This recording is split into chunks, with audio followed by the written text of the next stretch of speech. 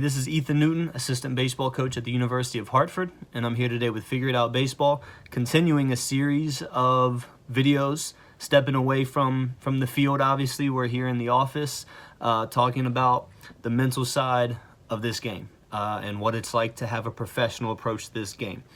This video specifically is called Failing Like a Pro.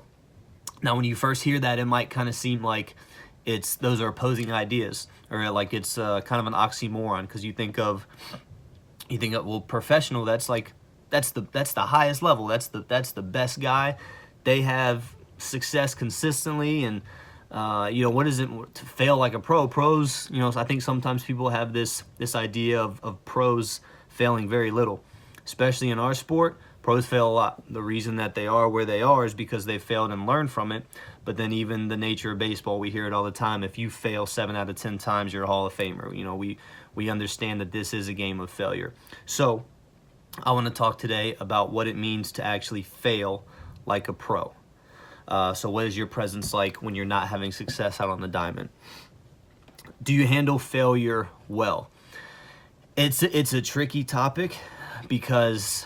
And just to bring in a little bit of a personal note, it's not something that I mastered until I was several years into college. So if this is something that you can kind of gain an understanding for and know how to handle the bad situations as a younger player, as an amateur player, while you're maybe still playing travel ball or playing high school ball, I promise you're going to be ahead of the game. So handling failure just means, can you take the information that you got from a failed experience, an at-bat, an inning, an outing, a poor defensive play, you made an error.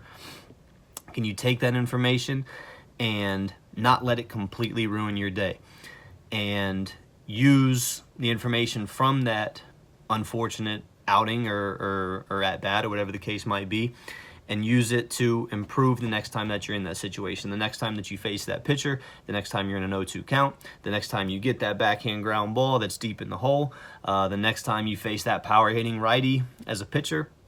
So can you use the information that you got from not getting the result that you were looking for and putting it towards a scenario that will occur in the future?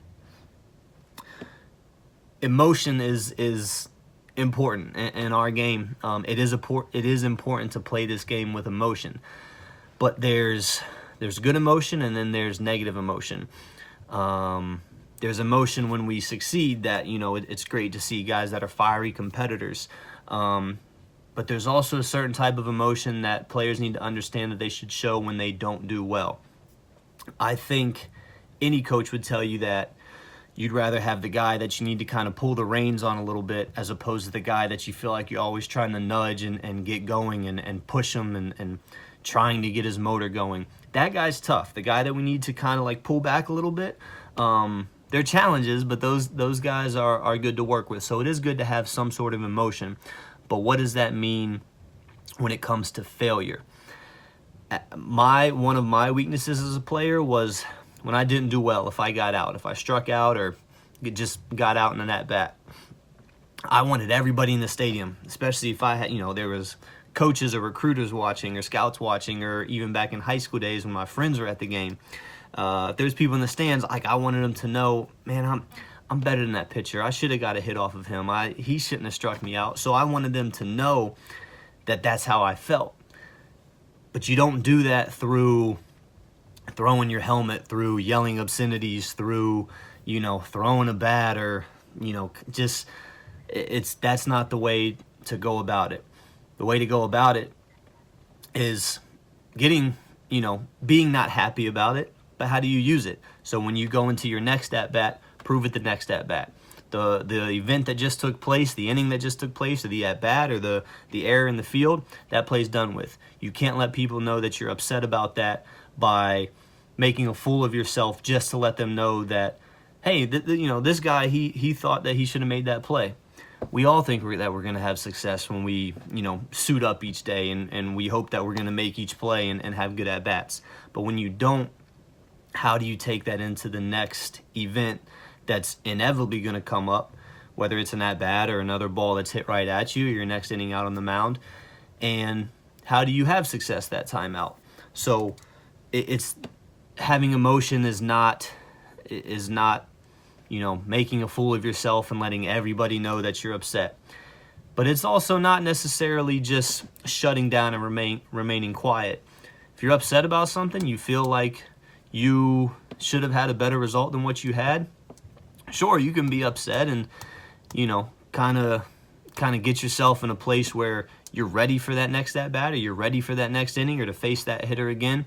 But you need to be locked in and be able to stay present in the moment, to allow yourself to have some sort of success moving forward. That's how you handle failure like a pro. I had the fortunate opportunity to listen to Jake McKinley speak a few weeks ago at a convention. He was a college coach and just recently got a job with the Milwaukee Brewers, but he actually defined mental toughness. And he said mental toughness is the ability to be present. And I like that quote because I think people think of mental toughness and just the word toughness in itself. People think of like a guy beating their chest, or, the tough guy that's kind of always just an animal, and he's always yelling or talking and really, really fiery. That's not it. It's the ability to be ready for the next play. So your mind isn't wandering thinking about the play that you didn't just make. It's not wandering thinking about the coach or the scout that saw you make a bad play or strike out. It's about staying locked in, and the next time you get an opportunity on the field, coming through in that moment, or at least giving yourself an honest opportunity to compete in that moment. That's mental toughness, and that's what it's like to fail like a professional, because you have to be able to handle that side of it if you want to play this game for a long time. Again, I appreciate y'all tuning in to some of these videos that are stepping away from the baseball field a little bit to talk about the mind in our game. This is a series of videos just having a professional approach to this game. So please check those out if you haven't already. This is Ethan Newton with Hartford Baseball, here with Figure It Out Baseball.